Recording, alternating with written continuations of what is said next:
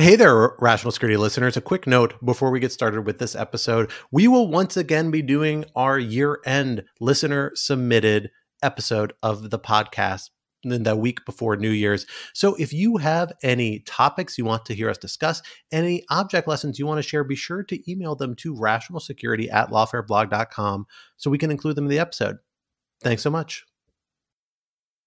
You guys have been on the road. Where have you been? You've been leaving me alone here.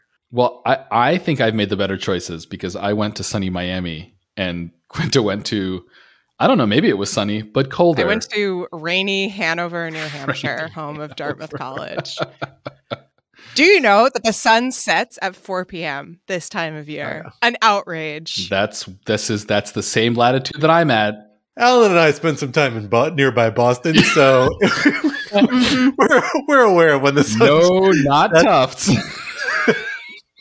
Across the river, well, not from Tufts, but across the river from Boston. Yeah. The undergraduate institution I attended, we like to refer to ourselves as the Harvard of Central Connecticut. It was not Yale. That's fabulous. Wait, when were you in Boston, Scott? I was a fellow at Harvard back in the day, back when my wife was in school there. Scott is just so. This is just as a preview of our first This is a preview of our first topic. But Scott is desperately trying to not associate himself with a particular august law school. I'm throwing some chaff out there, trying to misdirect and keep you off my trail. You'll never know what elite institutions I'm associated with. And what other elite institutions they are trying to overthrow.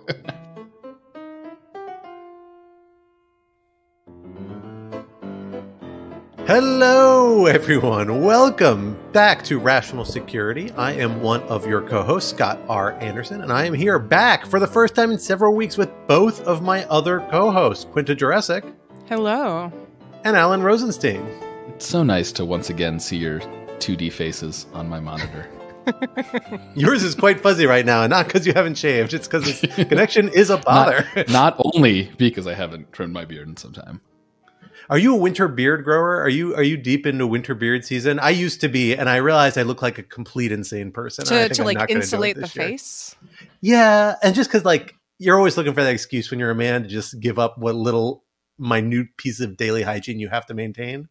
And so I always used to look forward to that, but then I just look too crazy. I will say, as a woman, I'm also looking for that excuse, but unfortunately, it comes at a higher cost. Growing a beard is not an option for me. Yeah, yeah. You know, Scott, I am tempted, and I have done that in the past. Though I found that when I was a younger, thinner man, I could sort of pull it off, and now that I am a father of a small toddler and a fatter man, it just looks so sad. I don't know. Too Santa. It's too Santa. It's too like Unabomber / Santa. It's not a good look anymore. It was never a great look, but it's like That's an interesting combination. Now.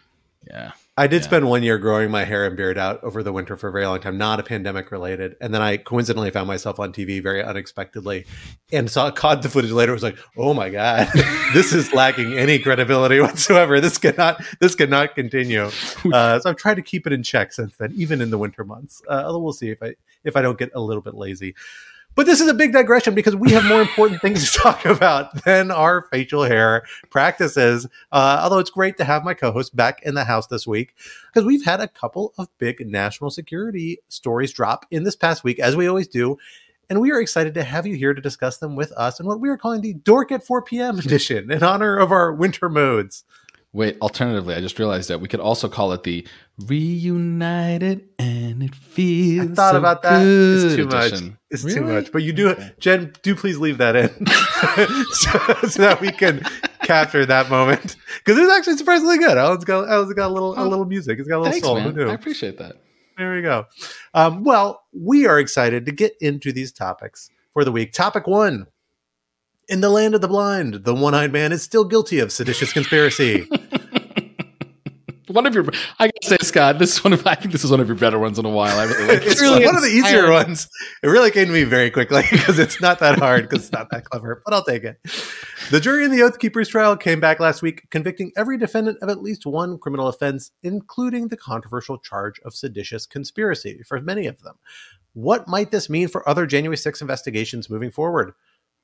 Topic 2, morality, please. Weeks of protests in Iran. You have to think about that one for a second for it to come together. Weeks of protests in Iran finally seemed to bear fruit this past week when a regime official signaled that the morality police responsible for the initial incidents of violence that led to the protests may be disbanded and laws requiring that women wear hijabs be repealed. But other regime figures don't seem on board with that solution. Is this a sign that protests are succeeding? Where might they go from here? And topic 3, les fleurs du MAL, les fleurs du mal.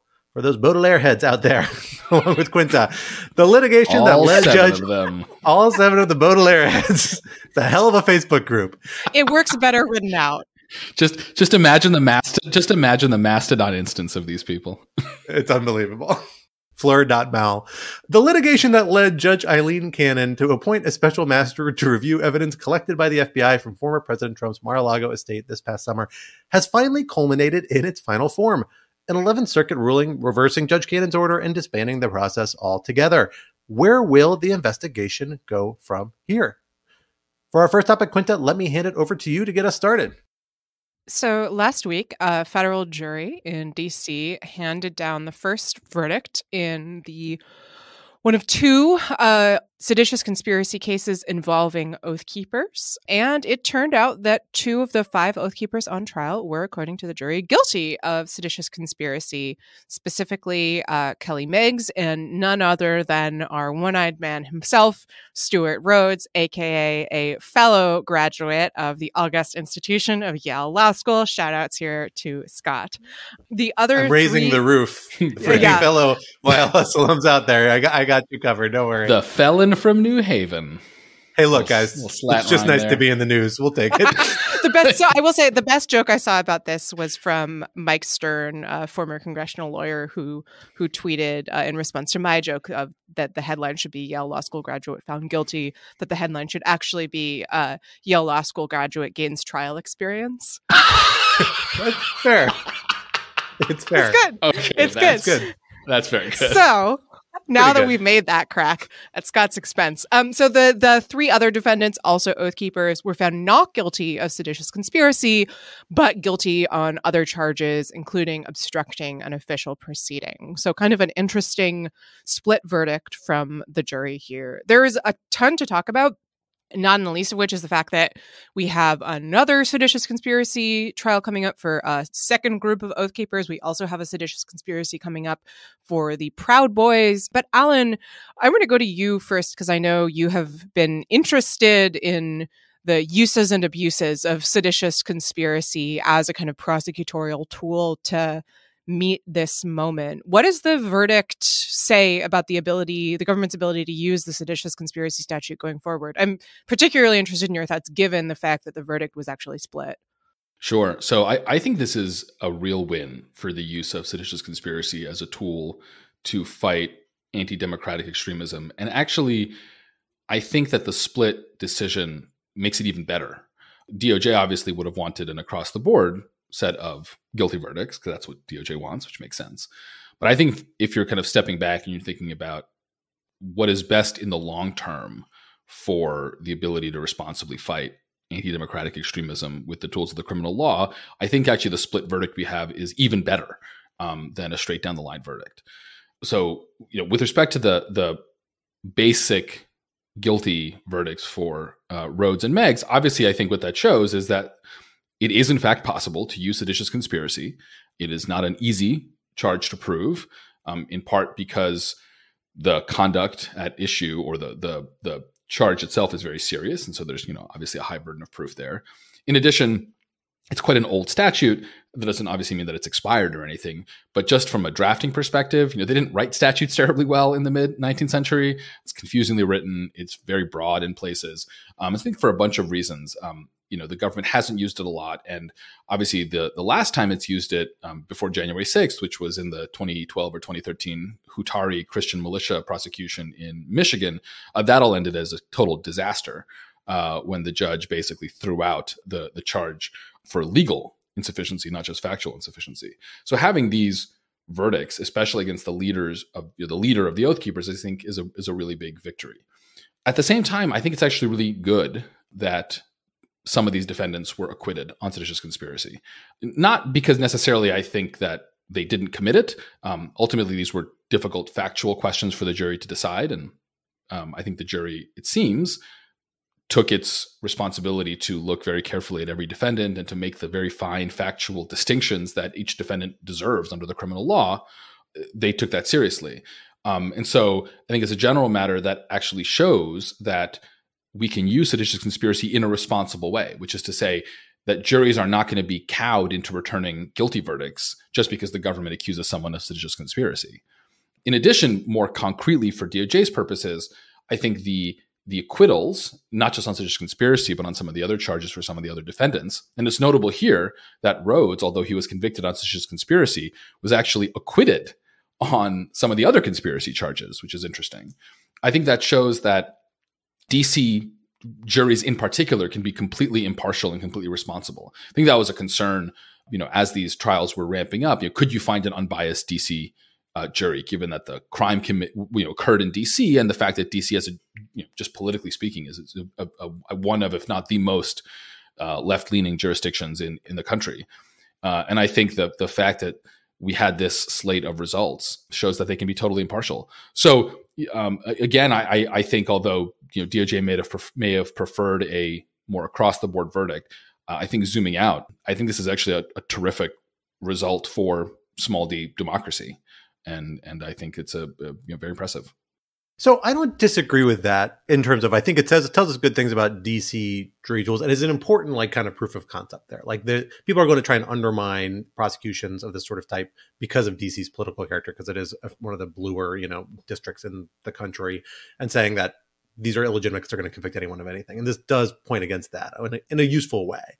Although the way the jury parsed the charges on this, I think are actually harder to make sense of. Our colleague, Judge Aileen, I think it did his best job as you can. Some of it makes sense because there's a couple of outlier defendants, but particularly the pattern of the way the different conspiracies do and don't line up. It does seem like you had Rhodes and Meggs, who are the two kind of main leadership guys, primarily get the seditious conspiracy charge, which is kind of the broadest conspiracy as the government framed it, in terms of it started weeks before January 6th and really kind of ended after January 6th. And other people were convicted of the narrower conspiracy charge, and plus Meggs, which is to prevent officials from discharging duties, but not Rhodes. And there's just a lot of parsing of hairs between these scope of conspiracies in a kind of odd way that I have trouble making complete sense of based on the facts. And I kind of suspect may have been a little bit of kind of splitting the baby that juries do. It's not an unknown thing. You've been on a jury, you probably experienced it, where they do say, well, we have some disagreement about this. Let's convict on this one and not on this one. And people reach compromise and stuff like that. More fundamentally, though, I have this question, I guess it's mostly for you, Alan. Quinta, I'd welcome your thoughts as well. What is really the marginal value of seditious conspiracy versus other types of conspiracy to do unlawful conduct, right? Because it is about mentality and a very politically motivated type of intent. And it really gets at intent being a part of the criminal element, not just in a mens rea context, but the actual substance of intent. It always implicates kind of First Amendment questions, and always kind of will. And that's what its vulnerability in other trials. And there are other contexts and types of offenses where we see this, like hate crimes, right? And hate crimes kind of make sense because in hate crimes, we want to hook for federal jurisdiction. So we say, well, it's the hateful intent behind these violent acts that otherwise would be criminalized at the state level that lets us pull them into federal law enforcement orbit, because that common thread is what makes them uniquely of importance to the federal jurisdiction. But you don't need that to establish federal jurisdiction here, because of course you're obstructing a federal proceeding and you're breaking federal property and unlawfully entering federal property and the variety of other offenses, all of which could be predicates of, and were in this case in some, but not all cases, of conspiracy offenses. So I'm just not sure what additional work seditious conspiracy is doing here other than layering on additional charge. Maybe there's a strong moral judgment, sort of symbolic significance, but I tend to discount that and don't always think it's super useful so much as something that is likely to either confuse or make jurors feel torn, other observers feel torn. It seems more politically charged, which is something you'd want to probably ever away from in these kind of cases. So I'm just not sure what the added benefit of that. I mean, this grounds for charge, which was enacted, first argued for by kind of pro-slavery people before the Civil War, then enacted after the Civil War, primarily in the context of aiming for people trying to secede from the Union. It's been controversial since its origin. It's always been politically charged. And I just don't know. I'm not sure what the marginal value is. What is it you see as the reason why it's good to have this on the books as a tool DOJ can deploy on top of other conspiracies? Yeah, so to respond to the 2 points you made, Scott, just briefly with respect to sort of why some of these charges and not others, I think it's pretty straightforward why, let's say, only Rhodes and Meggs gets a seditious conspiracy charge while the others get the smaller charges. I do agree with you. It's a little weird for Rhodes to get the seditious conspiracy, but not the smaller ones. I think part of it is because maybe it's splitting the baby. Maybe it's just because I think it can be hard for juries to sort of keep track of all the different conspiracies that are going on. Also, when you have underlying offenses, it's just messy, and so I think part of them might explain that. I don't think that undermines, let's say, the use of seditious conspiracy, but it is certainly a complication that happens whenever you have a bunch of conspiracy charges floating around. As to your main question, why seditious conspiracy? I do think that it can sometimes implicate First Amendment issues. But it doesn't always have to, right? I mean, if the conduct that's being criminalized is based on, conduct rather than speech, right? If it's like an actual plan to do something, just because you're punishing it more for an attack on the government, I don't think that actually raises any First Amendment issues necessarily. So I think the First Amendment issue is just different from the seditious conspiracy issue, though one can imagine those two interacting in some cases, but not always. As to why seditious conspiracy, I do think it's a symbolic value. And look, it's hard to measure the symbolic effect of criminal prosecutions. But my intuition, at least, is that it is still useful, right? Just in the way that it is useful to charge someone with terrorism, right? Rather than just murder or blowing something up or whatever the actual thing is. Because you are sending a signal that this particular conduct is particularly disfavored in our society. Now, the tricky thing is that when you have a crime that allows you to make these sort of additional expressive, or allows the government to make these additional expressive claims, you have to make sure that it's going to be used properly. And you're absolutely right. There's nothing in the seditious conspiracy statute, nor could there be in the seditious conspiracy statute, that would cabinet to only that political ideology that you don't like, right? And you're absolutely right that when abolitionists were breaking the law in the 1850s, sometimes violently, they were 100% committing sedition. And that's just the fact that, there is a tension between, on the one hand, the basic principle of a rule of law society that you raise your objections peacefully with the political order, and the fact that some political orders are so immoral by their nature that violent resistance is morally required. I mean, that's just a tension between morality and law. And one can imagine this coming up again now, right? In 2020, we all remember when, after the summer of the unrest, after the George Floyd murder, the Deputy Attorney General sent that memo out to the field saying, hey, by the way, consider using seditious conspiracy against some of these protesters. And that was criticized, I think correctly, because that was an overreaction and kind of tone deaf to the context. But I think one could imagine situations where even if the underlying cause was just, the conduct reached such a level of violence against the government, qua the government, that you would have to ask a really hard question about, does the requirement for rule of law justify this kind of heavy charge? So I'm not saying it's simple or it's not without its risk, but I don't think you can get away from these hard questions that a democracy sometimes has to face in times of extreme political unrest, whether they're justified or not justified, by just saying, I don't want to have to deal with this problem. Let's just not use seditious conspiracy ever as a statute. So I think that raises a lot of really interesting questions, just on the much more specific point of why Rhodes and Meggs got hit with guilty verdicts on the seditious conspiracy and the others did not. I think it's reasonably straightforward. I mean, so again, I'll point to our colleague Roger Parloff's great write-up of this in Lawfare, that there was a real question about whether or not the sedition involved here was seditious conspiracy, or in Roger's words, seditious kvetching. In other words, to what extent did the Oath Keepers actually have a plan? And if you look through the evidence, it seems like Rhodes and Meggs are the most involved in actual planning for, civil war, bloodshed, all that. There's also, and Roger notes this in a follow-up piece he wrote, and I'm also drawing here on the work of Brandy Bookman at Daily Kos, who has been doing really, really good reporting on the Oath Keepers trial, that Rhodes and Meigs continued to resist the transfer of power even after January 6th. There's evidence introduced in the trial that Rhodes went out and bought thousands and thousands of dollars worth of firearms. They keep talking about, rising up an insurrection, and the others don't do that. And so if you want to draw a line there, that might be a line that could be drawn, that the fact that they're talking about this much more explicitly on the front end and that they continue even after the 6th, it seems reasonable to me that if the jury could have seen, a line that could have been drawn there. I don't have trouble seeing why, frankly, Rhodes and Meigs are part of the broader conspiracy. It's finding the part that they're not part of the narrow conspiracy, specifically Rhodes, that I find the thing that's hardest to explain. But, again, there are differentiations. In fact, I think Roger kind of gets at this in his piece. I'm blanking on the exact distinction, but I think basically there's not quite as clear a documentary trail of Rhodes being specifically involved in part because he wasn't on the at the Capitol at that moment or entering the Capitol building, that he may not have been involved in the immediate decision to, stack in and move into the building. And so that's what jurors were drawn to.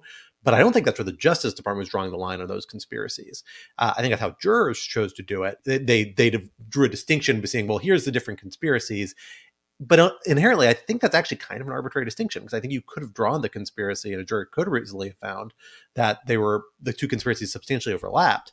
And then, frankly, the question in my mind comes in is there actually not an inherent risk to having multiple types of conspiracies overlapping in this way in very small technical ways? And then again, it's what's the work versus the merit versus the underside of having seditious conspiracy on top of what you could have, which is a conspiracy to not allow Congress to do its job, interrupt a federal proceeding, break into a building, et cetera, et cetera, et cetera. And that's just where I still have trouble with seeing exactly what the meritorious benefit is, except maybe if there is that symbolic significance that Alan noted. But I'm always, not less persuaded that does have kind of the clearest value, that there's a real marginal value there compared to if there is substantive risk, which I think there is sometimes of bringing those charges and seeing them fail. I guess moving on for future cases, we know we have a few other seditious conspiracy cases moving. We also have a DC Circuit appeal about the interpretation of another criminal provision that we've seen a number of cases be brought under. Do you think this changes the trajectory of these prosecutions, any particular direction, one way or the other? Or is this just really kind of confirmation that the Justice Department strategy seems like a sound one, even though there were, some charges acquitted in this very high-profile trial? Every defendant was ultimately convicted of at least one charge, which is generally pretty successful in terms of if your objective is to kind of get people engaged in this criminal activity off the street. So do we think that we anticipate a change in strategy, or is this just kind of confirmation of the strategy as it stands? So, Scott, I just want to kind of go back to this question of sort of, again, what does seditious conspiracy add? And I want it to be really concrete. Seditious conspiracy is the second most serious charge in the federal code, right? There's treason, and then there's seditious conspiracy. Obviously, there are charges with higher maximums, but I just think from kind of a rhetorical perspective, treason is the worst thing you can do, and seditious conspiracy is right there next to it in the criminal code. And I'm not sure that has like a deterrent effect on Stuart Rhodes, but I do think that to the extent that right now, a decent part of the Republican Party, especially at the local level, but also at the national level, is playing footsie with groups like the Oath Keepers, right? Either supporting them explicitly, sometimes being members of those groups, but other times doing stupid stunts like that image of Josh Hawley with his stupid fist raised, which I just cannot get out of my head. I think that is harder to do when the question is, Senator, you have been on record saying nice things about someone who a jury of his peers said is a seditious conspiracist. I mean, that's something. And again, I don't think that should be discounted. Although, again, DOJ will obviously have to decide on a case-by-case basis if the equities are such that it's worth the risk of bringing that kind of heavy charge. Now, as to your question about what this means going forward, that I think is a lot less clear. On the one hand, DOJ has 2 seditious conspiracy verdicts under its belt, and other defendants know that DC juries are willing to return seditious conspiracy verdicts. On the other hand, the 3 least central members of this first tranche got off on seditious conspiracy, and it's only getting kind of less serious going forward. So I can also imagine a defendant in these next trials saying, I'm going to roll the dice. So I think that this sort of comes down to the psychology of individual defendants and what their views on plea bargains is. I can imagine it going with all sorts of ways. I can imagine pleas. I can imagine this new jury being much more aggressive than this old jury and finding, frankly, everyone guilty of seditious conspiracy. Juries don't have precedential effect on each other. Or I could imagine DOJ having a much worse time. But ultimately, this time around. But ultimately, I think it's going to be able to take these two verdicts to the bank, and that's the only thing anyone will ever remember. That the heads of the Oath Keepers were convicted for seditious conspiracy. Everything else, while obviously important to the defendants, does not matter to the narrative going forward, really. So, from domestic turmoil to international turmoil, or maybe domestic turmoil at home to domestic turmoil in someone else's home. Let's talk about what's going on. I'm going to stop putting international and domestic topics next to each other. We're just going to do a run of one per episode. You're making it too easy. Get rid of the segue. Yes. So it's been 3 months now since the death of the Iranian woman Mahsa Amini at the hands of the so-called morality police led to really amazing, the biggest, I think, Iranian protests since the rise of the Iranian religious regime in the 1970s.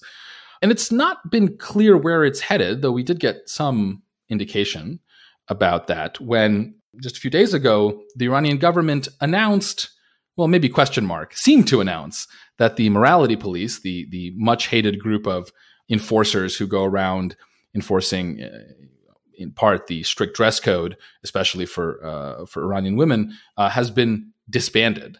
Though the underlying dress code of the hijab and the kind of quote unquote modest clothing remains, leading some to wonder, well, how is that going to be enforced if the morality police is gone? Does that really mean that the morality police is gone?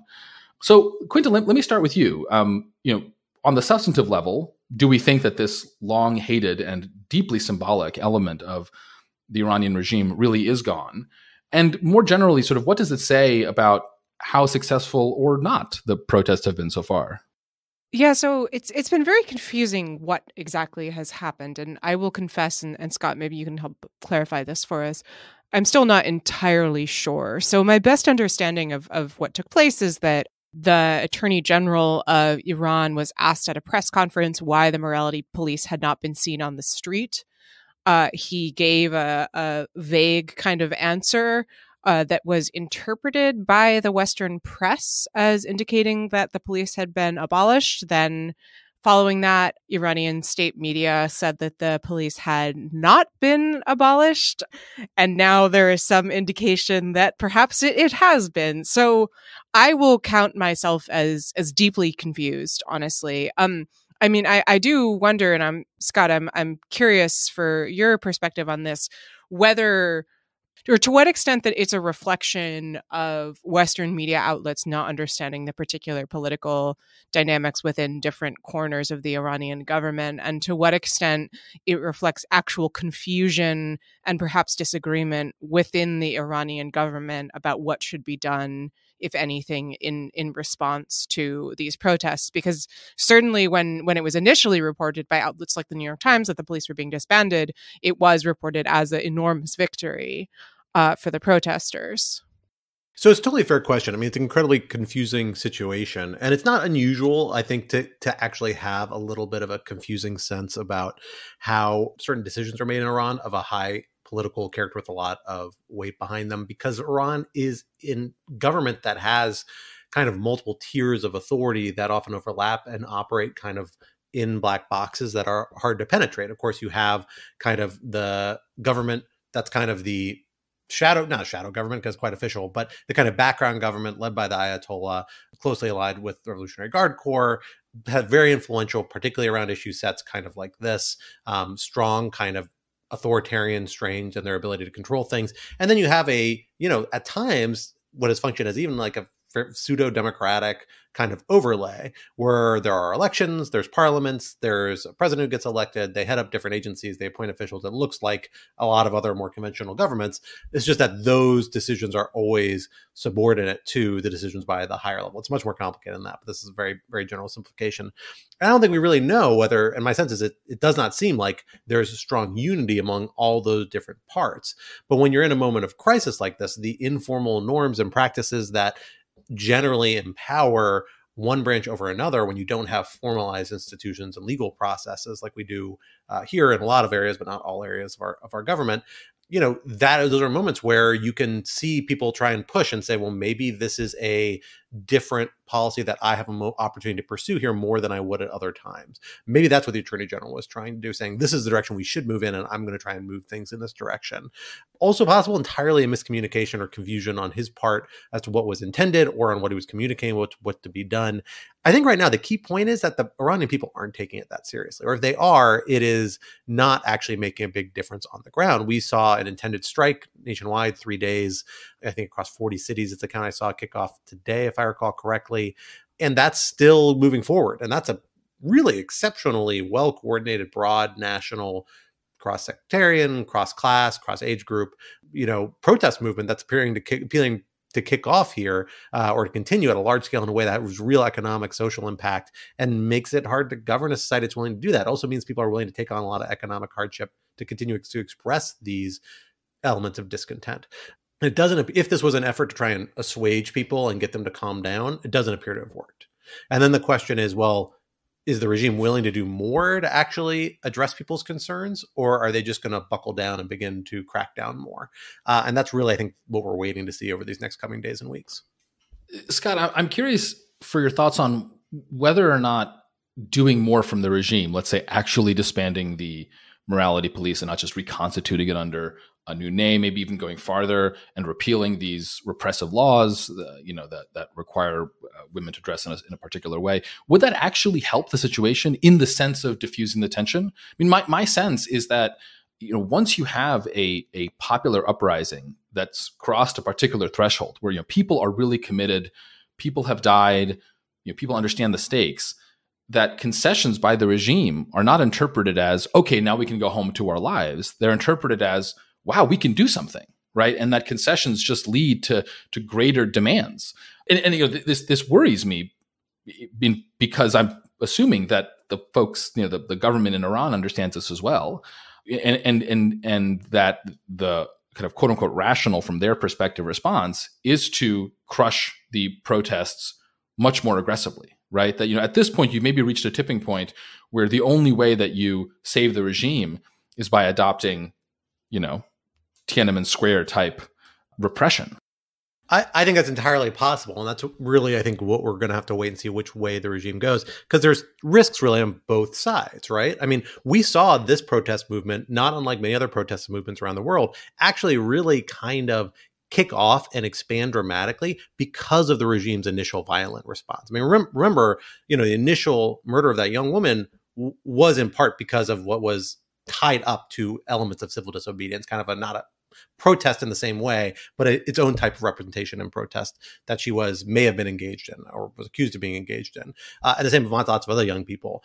Now we're seeing the protest movements involve their parents. There are all these really, really heart-rending quotes of people whose children have been killed in protests, and some who have now themselves been killed, who have joined the protests by security forces crackdown, which have actually been quite violent and quite brutal already. And it's actually mobilizing people further.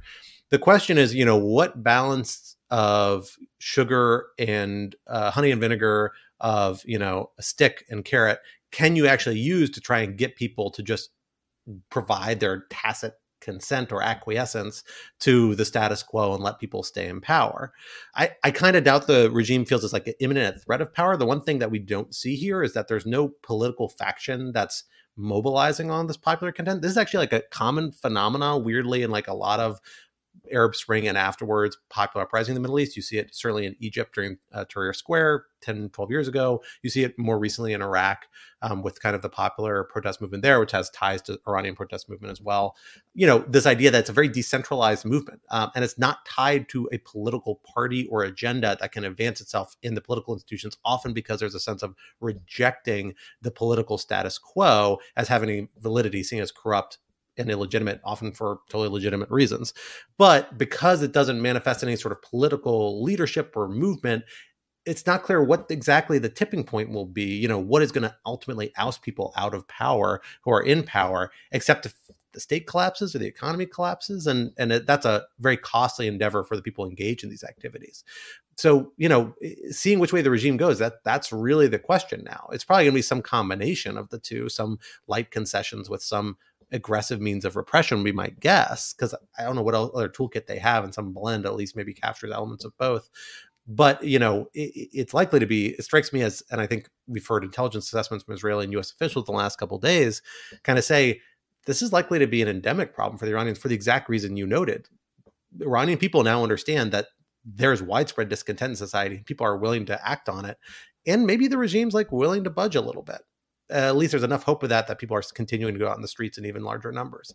And if that sentiment is there, that's not something that goes away very easily. If anything, probably it's still echoing now from the Green Revolution, 10 years ago, and the protests several years ago, that this is in some ways another resurfacing of. And that sentiment is likely to stay there, it seems to me, barring a truly, truly savage sort of repression campaign, maybe even more than Tiananmen Square, maybe something more along the lines of Syria, that would really uproot it and uproot the social networks that kind of undergird a lot of this. For what it's worth, Reuters just reported, or an hour or two ago, that the Ayatollah Khamenei has called for a, quote, revolutionary reconstruction of the country's cultural system, which may be weird, Iran government speak for making some concessions, though. Who knows? Before we've been talking a lot about the domestic situation in Iran, but I do want to spend some time talking about the foreign policy implications of this, and in particular, what Iran has been doing kind of externally. There was a really interesting, I think it was a Washington Post piece about how Western officials are increasingly concerned about the increased tempo of Iranian operations abroad to target Iranian dissidents, civil society folks, even American officials, not just campaigns of harassment, but murder for hire schemes, and all of that sort of thing. Obviously, some of this is driven probably by revenge for the assassination in 2020 of Soleimani. This was under a Trump administration drone strike that was quite controversial at the time, and for which I think most observers, whether they were for it or against it, could have predicted some level of blowback from Iran.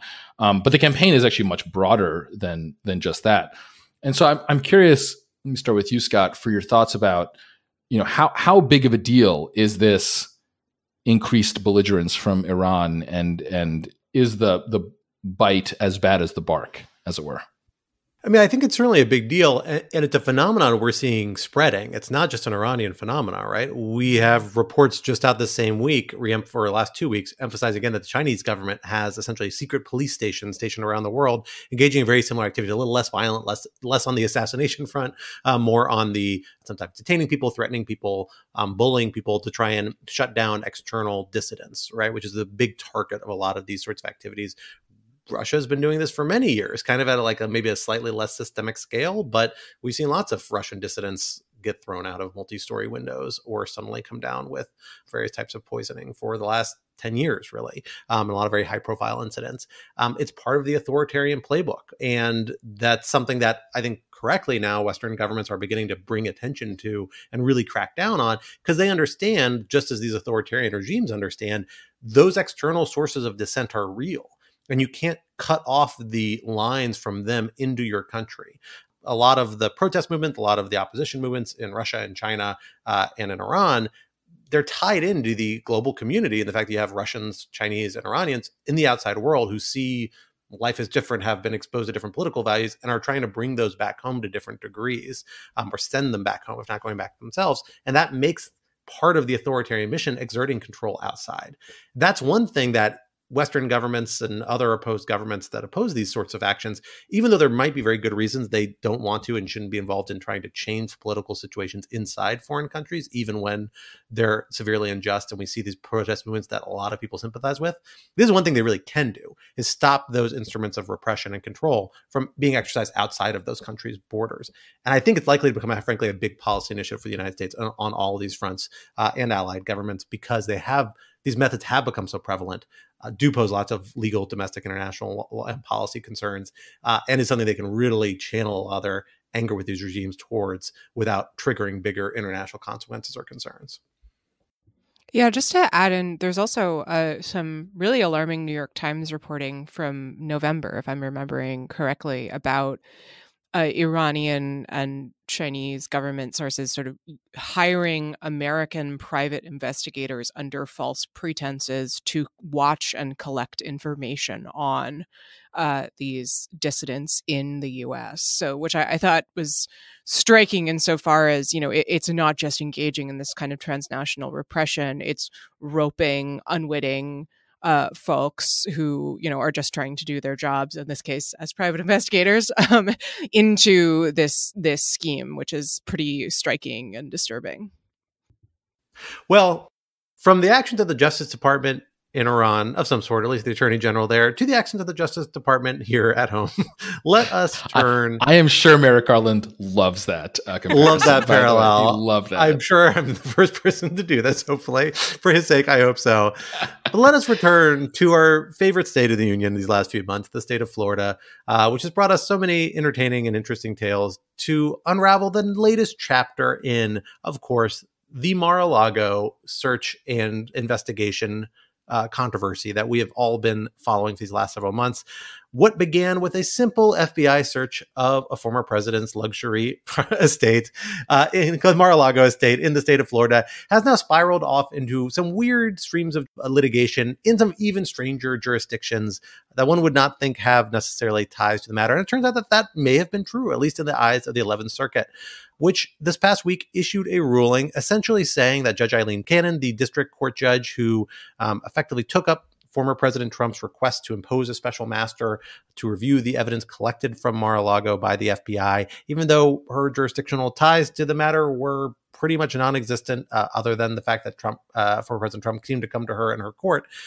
That ruling where she said she had the jurisdiction to do that, issue the special master that has been behind this whole process we've seen playing out with a special master these last few months, has now been invalidated as requested by the Justice Department. So now not only does it not apply to the classified information collected by the FBI, that was the status quo as of a few months ago, now the whole system, the whole kit and caboodle has been removed, at least pending appeal to the en banc 11th Circuit or the Supreme Court, which is still forthcoming last I checked.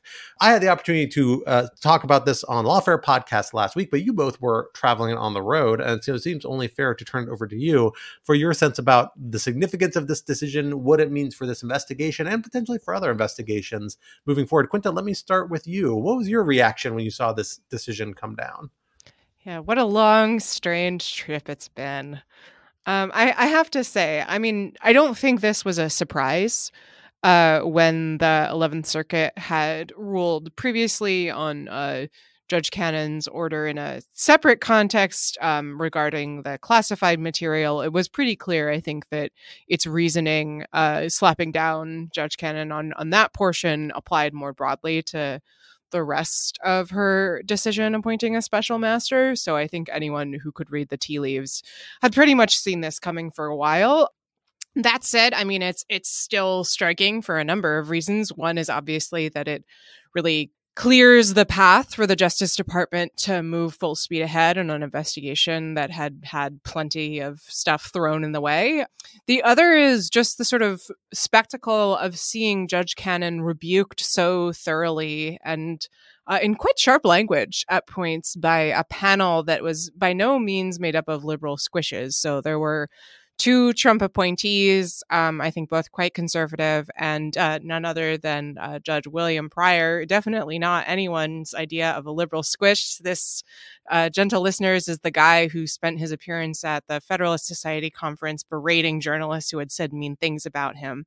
Even Judge Pryor, even the liberal Judge Pryor felt that Cannon had gone too far. So I think that is striking. It suggests just how far afield Cannon had really wandered in making this ruling, and perhaps is encouraging in terms of what it says about the ability of the judiciary to sort of hold the line in certain circumstances. That said, on the other hand, Cannon had kind of wandered so far afield that it would have been pretty shocking if the 11th Circuit hadn't stepped in at this point. So there is a famous scene in the otherwise very stupid movie Billy Madison from the mid-90s in which the principal famously says, Mr. Madison, what you've just said is one of the most insanely idiotic things I've ever heard. At no point in your rambling, incoherent response were you even close to anything that could be considered a rational thought. Everyone in this room is now dumber for having listened to it. I award you no points, and may God have mercy on your soul.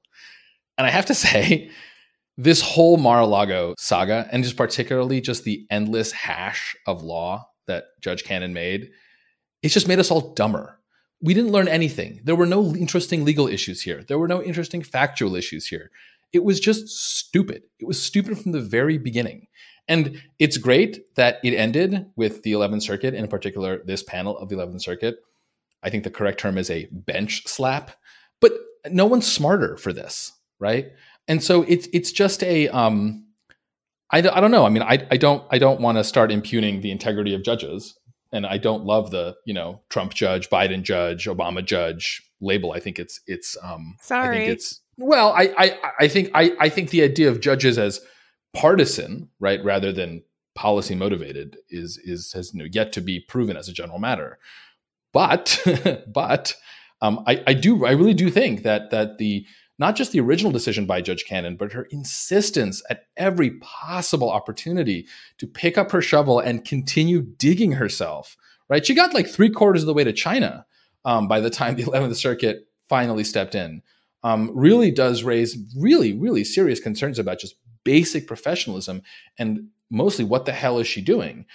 So again, it's a good outcome, but the whole thing was just so unnecessary, and nothing, like, the law has not been advanced, right? It's just this really stupid mistake was corrected. And I don't know, I feel like the sooner we forget about this, the better. So I don't necessarily disagree with that. I will know one thing. I think that with my unhinged ranting, I'm glad. Scott associates himself with the crazy gentleman from Minnesota. Whatever ranting may have come out. What I will say is I do think there's a significance of this for the MAL investigation specifically, which is simply that the 11th Circuit, at least this panel of the 11th Circuit, but again, it seems like a fairly representative, if not Trump friendly, from the general metrics of the random 11th Circuit judges you could have polled panel. And we'll find out if they decide to try to bring this en banc, which I suspect they very well might, just to kind of drag out the clock a little bit more, whether the 11th Circuit en banc feels differently. I doubt they do. But it does strongly signal that they're not really willing to brook a lot of these major disruptive things that courts and judges could try and do.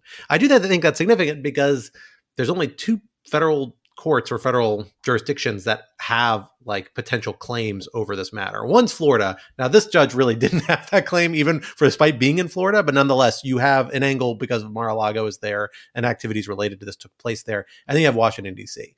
Washington, D.C., frankly, very professional set of judges, very law enforcement leaning, a lot of former DOJ people in the judiciary in Washington, D.C. True everywhere, particularly true of D.C. because we have such a strong federal government presence. So I think you're much less worried about people doing sort of outlandish things. And I think the signals the 11th Circuit's not really willing to put up for it later either. So if there were other tools the Trump team might try and pull out in this investigation, or maybe in other ones, because Trump has close ties to Florida. And, Florida is 11th Circuit is a place where he had a lot of influence, both at the appellate level and at the district court level.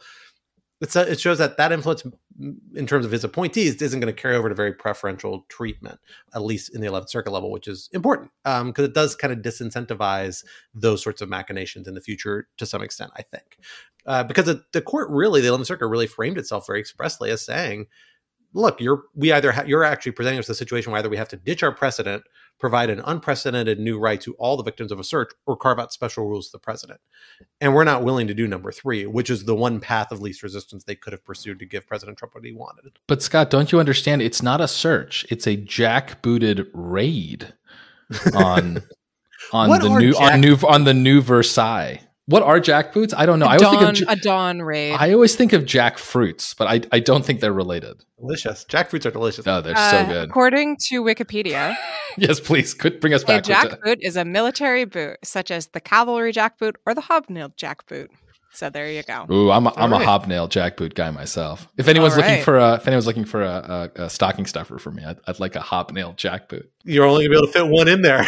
That's the Google Notes used as a symbol of cruel or authoritarian behavior or rule, which is in fact the only context in which I've ever heard it referenced. Yes, me too. The Wikipedia page has a subheading for totalitarianism.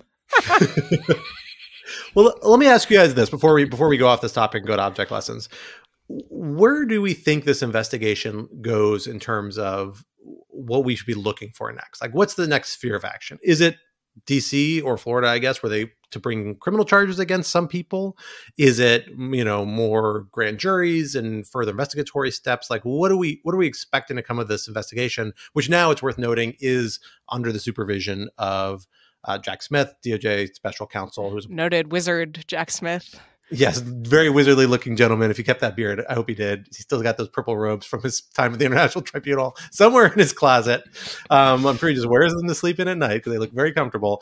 What is the next sphere of action? We've said, frankly, I remember countless lawfare events we've said where we kept saying, this is probably the last thing we're going to hear on this for a while. We kept being proven wrong because of these crazy proceedings that came out of nowhere. They're now done, except for, potential appeal. But again, I don't think that's going to go anywhere. Does that mean we are finally going to be right that we're not going to hear much about this matter? Or is there some other form where we're likely to see information bubble up? I'm just waiting for Trump to walk into the, International Criminal Court in The Hague or something and, raise some issue. I mean, so again, never underestimate Trump and his lawyers' willingness to make crazy arguments. And I mean, here the problem is, of course, that we don't know what Gandalf and his merry band in the special counsel's office is up to. And I just say that because I'm jealous. Just so you know, Jack, I'm just jealous of your beard. This is all me projecting. I think it depends on how cautious the department wants to be with respect to the underlying question, which is really about, I think, Trump's intent and knowledge, and in particular, how much evidence they have that he knew what he was doing was wrong. I mean, obviously, there's some evidence regarding the commingling of his private documents and passports with some of this material that does not look great for him. At the same time, it's always better if you can get testimony from underlings. And the way you do that, like you do in any organized crime prosecution, which is just how one has to think about Trump and has had to think about Trump for the last 6 years or so, is by finding people at the bottom floor and then rolling them up and then getting people going up and up and up. There aren't that many levels, frankly, with respect to this scheme, but I think that would be something to look forward, right? Because it's very unlikely that the Justice Department's going to indict Trump without indicting the underlings who helped him commit these crimes. Yeah, I'm kind of hesitant to make any predictions because, as you noted, Scott, we've been pretty wrong at every single stage. That will not stop us. We are podcasters. Yes, we will keep going. We will never hold ourselves accountable. I think our analysis has been spot on otherwise. It's just the expectations of additional proceedings did catch us a couple of times. Our spoken like a true academic, our analysis, everything worked in theory. Unfortunately, the only problem was reality. Imagine a spherical special counsel in a vacuum. In all seriousness, I mean, look, I don't know. I do think it's noteworthy that right before we started recording this, the Washington Post had a story about subpoenas being sent out under Jack Smith's name to a variety of state and local officials concerning the January 6th investigation regarding communications with Trump. I note that just to say that to the extent that folks were worried that pulling in Smith as special counsel would lead to delays in the investigation, I think that might be an indication that this will not be the case. Seeing as those subpoenas, if you look at the dates, went out about 4 days after Smith was first appointed, which may mean that he signed off on the subpoenas from the Netherlands, because if I remember correctly, he was recuperating there from a bike injury. So justice waits for no man. He waved his wand. Exactly. But so, and now it seems like the department may be able to start moving more quickly on the Mar-a-Lago investigation, all of which means that, to the extent that folks were concerned that Trump had kind of forced the Justice Department's hand into appointing a special counsel by announcing his candidacy for 2024, and that would kind of hamstring the department, that so far seems to not be the case. That's frankly the only prediction that I'm really comfortable making at this stage. Who knows what will happen? Yeah, we'll have to wait and see what the next kind of phase of this is. But I do suspect we might get a little bit of a lull for a little while. But we'll see if I'm wrong about that. Scott, you can't help yourself. Just don't make predictions. but I just don't know what else it would be until they actually indict somebody. Ensured that we're going to have a rip-roaring 2 weeks of news. Yeah, well, we'll see. Ruined everyone's holiday season, Scott. Exactly. So before we close this out, I do just want to observe something that I will say I am quite surprised about, which is that this is not just Trump, the former president. This is Trump, who is actively a nominee for the 2024 GOP presidential nomination. I think has to be considered at least a co-frontrunner, if not the frontrunner. And what I've been surprised about is how kind of no one cares. Certainly DOJ, I mean, obviously Merrick Garland appointed Jack Smith as a special counsel because of this, but the investigation is going full speed ahead. You're not really seeing other members of the GOP getting up and saying what they frankly said when Mar-a-Lago was initially searched, that this was a deep state, or not even a deep state, just a Biden administration attempt to punish political opponents. I've just been surprised that the fact of an ongoing investigation of the former president and presumptive Republican nominee is not a bigger deal. And I wonder if you all agree with me that I'm reading the vibes correctly.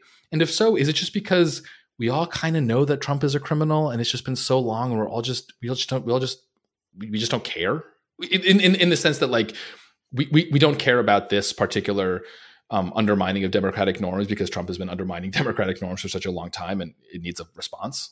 I'm a little surprised actually, just at my own lack of, surprise. Are you surprised that the criminal investigation hasn't undermined his credibility as a candidate, or that his candidacy hasn't undermined the investigation as to whether he's committed criminal conduct? Yeah, I guess kind of both, right? Because you would think that either we'd all be freaking out that the government is going after the current president's most likely political opponent, or alternatively, we think that the fact that the Department of Justice is investigating Trump would sink his campaign, which of course was like the whole assumption behind the investigation of Clinton's emails. And neither of those things are happening. It's like this weird parallel universe situation. And I don't know what this means about what's going on in our country. Yeah, I mean, I will say I now can't find the story anywhere, but I think I saw some CNN reporting about Republicans who are basically like bewildered by where Trump is. So he made this declaration of his candidacy in a speech that I personally would describe as low energy and sad. And then he hasn't really been anywhere. I mean, he's been truthing. He called, just by the way, the only thing we haven't talked about is that he called for the cancellation of the Constitution last week, right, which is like we all have decided to ignore, but is bananas. That's a complicated subject. But like that's kind of, he is not acting like a candidate. Right. He posted some truths. One of those truths called for, yes, the eradication of the Constitution. But he hasn't been doing like candidate things. He hasn't been on television. He hasn't been on the radio. He hasn't been doing rallies. Like he's not really anywhere. And so if the idea on his part was like, I kind of wonder whether his plan was basically declare your candidacy. That's like, the break glass in case of emergency move that you're making, and then like that will solve the problem somehow. And it turned out that didn't actually solve the problems, but he didn't have a plan beyond just like making the announcement. I don't know. It's like the meme where it's like, step 1 do something, step 2 black box, step 3 profit. It's like I announced for my candidacy and then something I'm president again. That's actually his entire business career. That is totally his business career. It's one of these things where we have to bear in mind, like, he was elected under really weird circumstances the first time, right? He didn't do a lot of typical candidate stuff for a while after he was actually like a candidate. And it had this kind of like, remember, that was the election where we saw popularity rapidly shoot between a variety of candidates that were really popular for 2 or 3 weeks, hitting all these huge poll numbers with Republican likely primary voters, and then dropping off the face of the planet. And Trump was kind of the last one of those who kind of rode it out and then won a couple early primary states in Republican primaries with like 30% of the vote. So a plurality, not even a majority. And then because of winner take all system in the Republican primaries at the time, which they've tweaked slightly, ran away with the first couple states, and then he became inevitable. And so like, he's not a guy who's like used to having to do stuff like that. And like, he's also just suffered a major defeat, as we've already said. 2022 was a big defeat for former President Trump. I don't think it's easy to walk away from that. Like, his chosen candidates performed poorly, below other Republican candidates. And after that, if what you're doing hasn't worked and you're not like strategically a strategic thinker, you're kind of bucking the conventional wisdom. I'm not sure he knows where to go next necessarily, except back to like a familiar playbook is let's just declare a nomination, a candidacy, and let's see what happens. So I did manage to find the CNN story. It's titled Trump's Slow 2024 Start Worries Allies. And it includes a quote from a 2020 Trump campaign advisor saying, so far, he has gone down from his bedroom, made an announcement, gone back up to his bedroom, and hasn't been seen since except to have dinner with a white supremacist. It's 1000% a ho-hum campaign.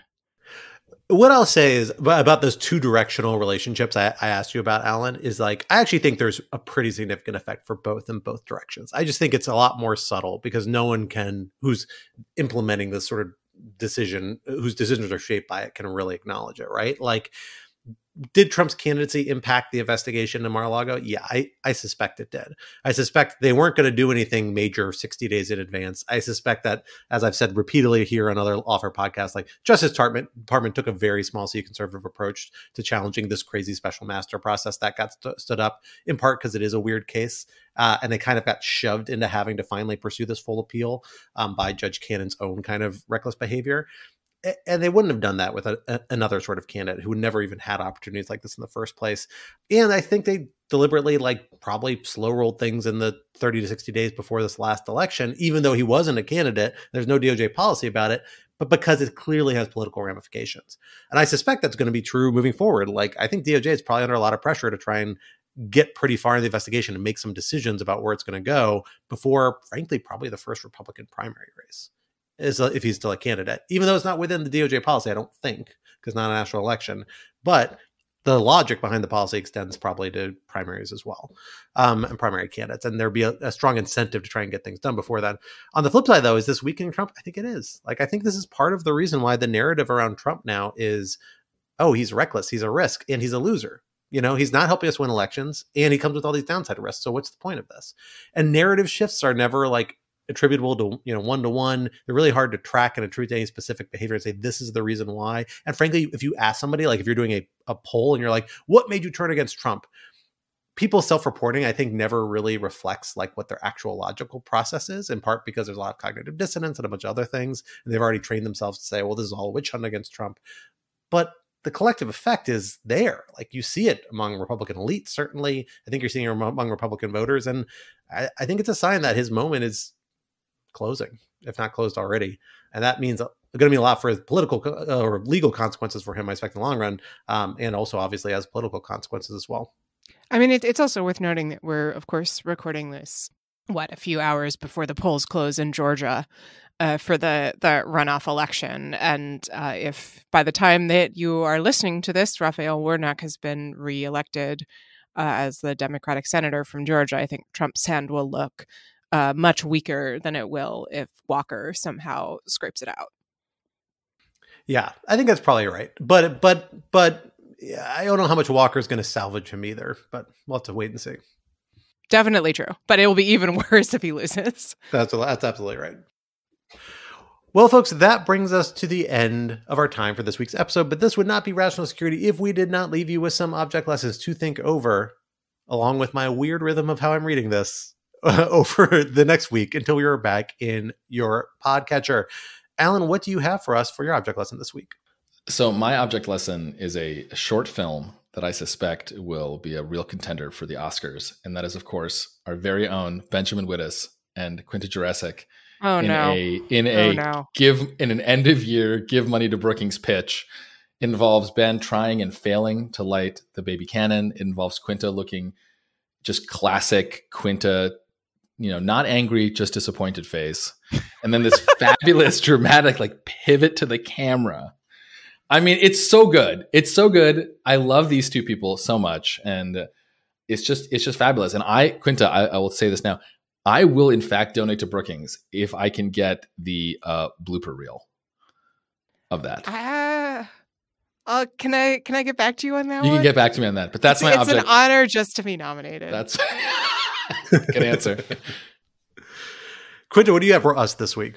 I have a plea to people not to watch that video. In all seriousness, while traveling to and from scenic Hanover, New Hampshire this weekend, I finally had the chance to catch up on a new podcast from Rachel Maddow called Ultra, which is about civil society and government efforts to counter a surge in far-right extremism in the United States in the run-up to World War II and during it, including prosecution for none other than seditious conspiracy. I found it very, very interesting, well-reported, well done. My only regret is that it wasn't like 5 times as long because there were so many interesting rabbit holes, including someone I had never heard of, a Jewish war veteran in Los Angeles who basically created a network of spies to infiltrate far-right movements across the United States and sort of collect intelligence on them because he felt that the government was not doing enough to stop these people. Totally fascinating. Would read a biography, would watch a Netflix series. I also found it interesting just because Maddow was really one of the voices who was kind of cheerleading Robert Mueller early on as, you know, the thing that was going to get us out of this Trump mess. And one of the, without giving any spoilers, the podcast kind of takes a turn at the end and she really raises the question and makes the case that the legal system alone is not enough to counter this kind of sort of cultural and political rot that there needs to be, that the legal system is not and cannot be enough necessarily. I found that kind of interesting. I don't know if you want to call it change in view, radicalization, something else. But interesting sort of marker of maybe of how culturally folks have changed their thinking since the early days of the Mueller investigation. But that meta point aside, I really enjoyed it. I'm definitely going to go down some Wikipedia rabbit holes after finishing it. And I would recommend it to anyone who's interested in learning more about this time period or just listening to a good nonfiction podcast. I started a couple weeks ago. It is very, I mean, it was just last week, but it is very good. I haven't only gotten an episode in, but I really enjoyed it. So I'm looking forward to digging into the rest of the series. For my object lesson, it is the holiday season, and I have already started digging back into my favorite holiday movies. My wife and I are playing Hulu Roulette last night, which is where we randomly pick one of Hulu's thousands of horrible, horrible holiday movies and watch the first 10 minutes and see if we can stand to watch it all the way to the end, which it took a couple tries before we found one where we could. But I have very important news from my object lesson last year, which if you recall, I had to issue a little bit of a mea culpa on because my understanding was that Disney Plus had restored A Muppet Christmas Carol, a true classic holiday film for those who have not seen it, to include the cut song, love song involving Scrooge and the departure of his lady love. It was very sad. Back into the movie because it had been cut out from the release to home VHS video that I grew up with. It had been cut out when it was put on streaming mode, and then supposedly it was lost. And what they did is they found the extracted scene and put it in as an extra, but they didn't reintegrate it into the movie, which I found infuriating. But this December 11th, Disney Plus has promised they are restoring the movie with that scene in an extended edition. So you can go back on and watch the movie as originally intended by the auteur, Jim Henson himself. I actually think it's his son, not him, who did that movie. But regardless, to watch it with that extra scene, it's phenomenal. I highly recommend it. It's a lovely song. An all-around hilarious and lovely, very charming movie.